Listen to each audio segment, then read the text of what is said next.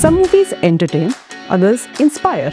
Homebound, directed by Neeraj Ghaywan and adapted from an article by Basharat Peer in the New York Times, is a quiet film, one that stays with you long after it's gone. It doesn't sensationalize identity-based discrimination. Instead, it shows its everydayness, how caste, religion and gender quietly but insidiously shapes lives, dreams, aspirations and one's very sense of self. The film follows two friends, Chandan and Shoaib.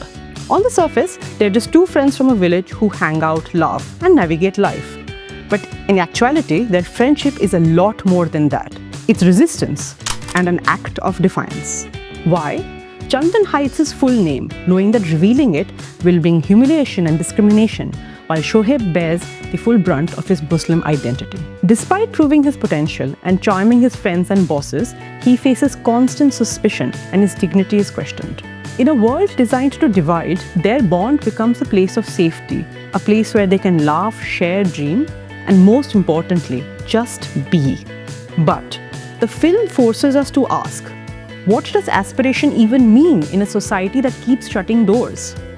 For them, dreams shift constantly. Sometimes it's about a government job, sometimes it's about basic dignity, and sometimes it's just about breathing freely without fear. For a world this divided, even the act of dreaming becomes political. Gendered power dynamics also plays a role in the film, most prominently through Chandan's sister, Vaishali. Every time she's on screen, you can feel the ache of dreams quietly sacrificed. The family can only support one person's future, and the person they choose to support is Chandan. Vaishali, of course, doesn't get that choice. She carries her aspirations for education, for change, not through big speeches, but in silences, in her resilience, and in her support for Chandan. That's how gendered power works. It quietly decides whose dreams matter and whose don't. And in families struggling to survive, it is often the women who find their aspirations and dreams bartered away first. Then there's Sudha. Her character shows how even within marginalized spaces, aspirations can look different. She's from the same caste location as Chandan, but she's from the city.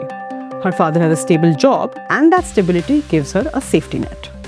Sudha dreams of sitting on the same platform as her dominant caste peers, claiming equal space. But her position limits how much she can see Chandan's struggles. She urges him, well-intentioned, to complete his education, imagining a future of dignity through knowledge. But for Chandan, the present is urgent. Earning money now is survival. And survival can't wait.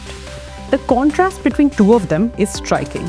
For Sudha, long-term planning is hard but possible. For Chandan, even short-term aspirations comes with huge risks and obstacles. The film makes us see how power, caste, class, gender, etc. constantly rearrange themselves to see who gets access to their rights and resources, and how freely. And there, the pandemic happens. Factories shut, work stops, and millions are left to fend for themselves. The film takes us back to that point which we all remember, when migrants were walking hundreds, even thousands of kilometers back to their villages. Homebound doesn't sensationalize this. Instead, it makes us sit with the unbearable truth that in moments of crisis, only the privileged had choices: to work from home, to stay safe. But the marginalized had only one option: to walk, to struggle, to somehow survive. Homebound is not just a film about friendship, caste, religion, or gender. It's a mirror to all of us, a reminder that choice is a luxury which is not distributed equally. In this film, you will see how even aspirations are informed by our identity, that who we are in our caste position or in our religion, etc., impacts our dreams. It also shows how aspirations are gendered, who gets to dream, who must sacrifice, and who carries the weight of both. And the act of aspiring to study, to earn, to love, to live is itself shaped by power. And in the end, what stays with you is the question, when even dreaming is political, what does it mean to truly be free?